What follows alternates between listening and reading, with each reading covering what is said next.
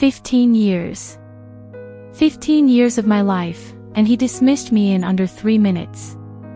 But here's what my boss Marcus didn't know: I'd been recording everything. Every conversation, every meeting, every humiliating moment. And what I discovered, it was going to change everything. My name is Charlotte, I'm 45 years old, and this is the story of how I turned my biggest betrayal into my greatest victory. But it almost destroyed me first. Let me take you back to where it all began. 3 months ago, I was sitting in that same corporate office where I'd spent over half my adult life. I started at Henderson & Associates when I was 30, fresh, ambitious, ready to conquer the world. I wasn't married, didn't have kids. My career was my everything. I poured my heart and soul into that company, working weekends, staying late, covering for colleagues who had families to go home to. I thought loyalty meant something.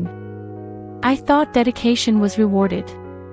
My sister Ava always warned me. She'd say, "Charlotte, you're giving too much of yourself to people who see you as replaceable." But I didn't listen. I believed I was building something permanent, something meaningful. Marcus Henderson became CEO about 8 years ago, when his father retired. I'd worked closely with his father. Old Mr. Henderson appreciated hard work, treated employees like family. But Marcus was different. At first, Marcus seemed charming. He was younger than me by about 5 years, Harvard MBA, always wore these expensive suits that probably cost more than my monthly rent. He had this way of making you feel special when he focused his attention on you. I remember our first one-on-one meeting clearly. He called me into his office, this massive corner space with floor-to-ceiling windows overlooking the city. "Charlotte, right? I've been reviewing everyone's files. Impressive track record. My father spoke very highly of you." "Thank you, Mr. Henderson. I've really enjoyed being part of the Henderson family. Please, call me Marcus. We're going to be working closely together. I need people I can trust, people who understand what it takes to succeed in today's market." That phrase, "people I can trust," it meant everything to me. For the next few years, I threw myself even deeper into my work. I became Marcus's go-to person for everything: difficult clients, complex projects, crisis management. But somewhere along the way, things started to shift. Small things at first. Comments that felt off. Like when I'd present an idea in a meeting, and he'd dismiss it, only to have his nephew Camila, who joined the company fresh out of college, suggest the exact same thing a week later and get praised for her innovative thinking. Or when I'd work all weekend on a proposal, and Monday morning he'd casually mention how some people need to work smarter, not harder, while looking directly at me. The real wake-up call came about 6 months ago. We were in the conference room for our monthly department meeting. There were 8 of us around the table, discussing the quarterly numbers. Now, I want to talk about efficiency. Some departments are exceeding expectations, others, well, let's just say there's room for improvement.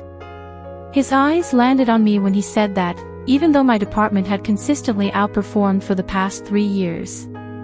But what happened next, that's when I knew something was seriously wrong. "Charlotte, your reports have been adequate. But I'm wondering if maybe it's time for some fresh perspectives in senior positions." "I'm sorry, Marcus, but adequate. My department generated 30% more revenue than projected last quarter. Revenue isn't everything. We need innovation, energy. Some of our longer-term employees might be getting comfortable." The room went silent. I felt my face burn with embarrassment. But it was Camila's smirk that really got to me. This 26-year-old who'd been with the company for barely 2 years, smirking while her uncle publicly humiliated me. That night, I couldn't sleep.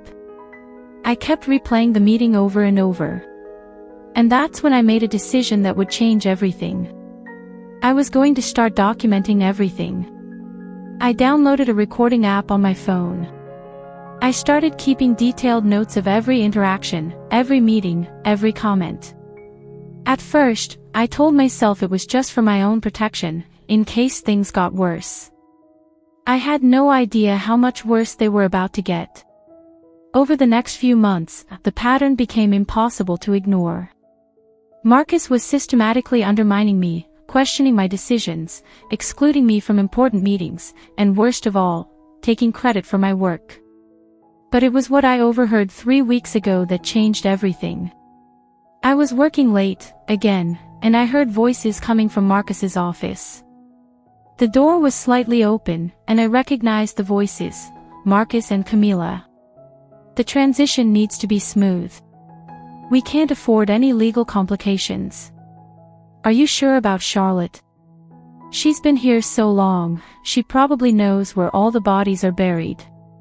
That's exactly why she needs to go. She knows too much about how we operated under my father.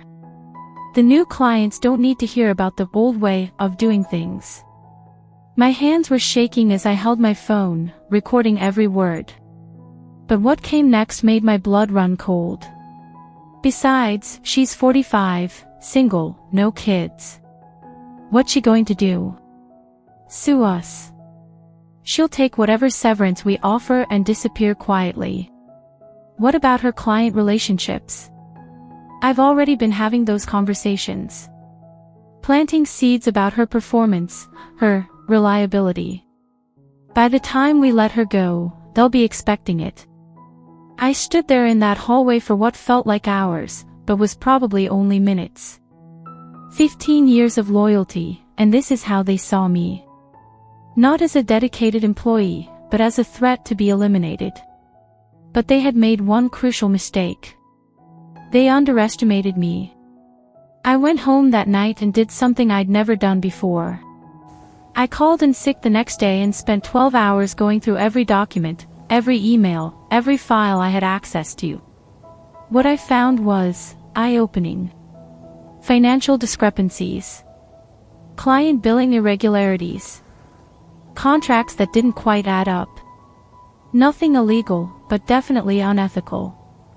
And I had documented proof of all of it. 2 weeks later, Marcus called me into his office. I knew what was coming, but I was ready.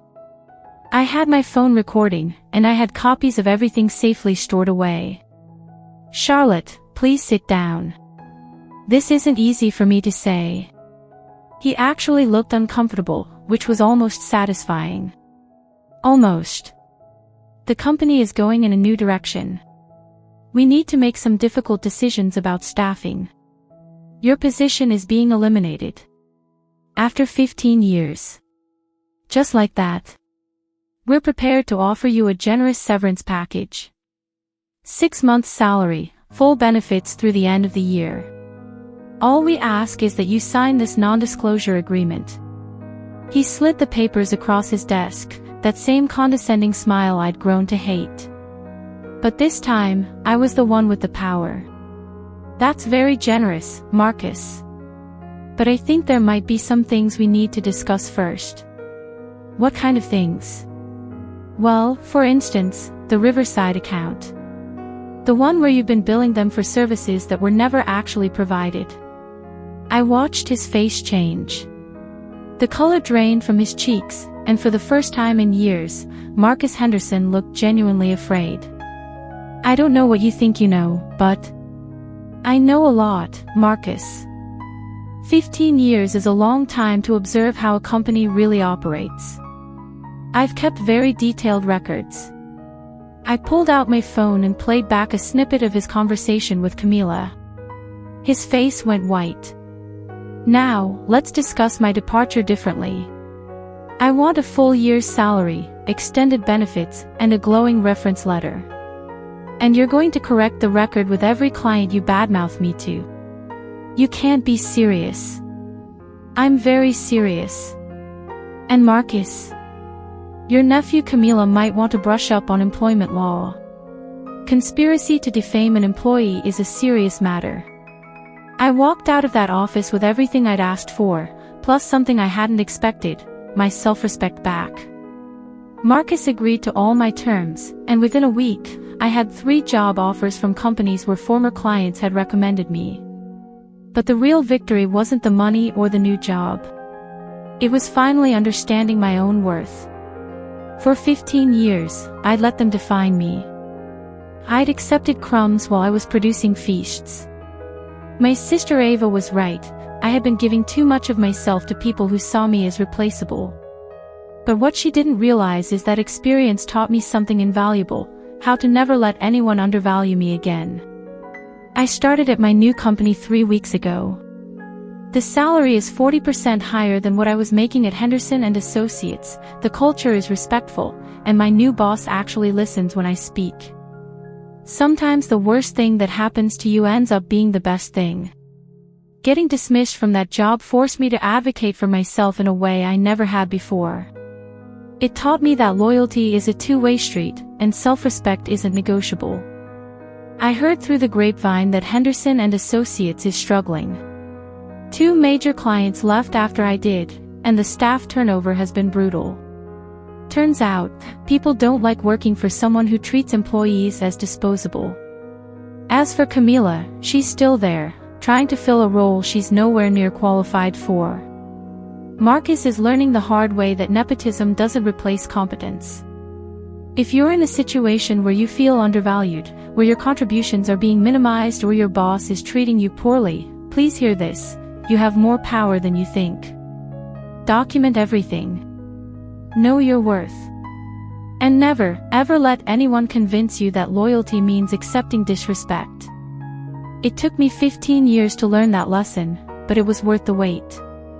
Because now, at 45, I'm finally working somewhere that deserves the best I have to offer.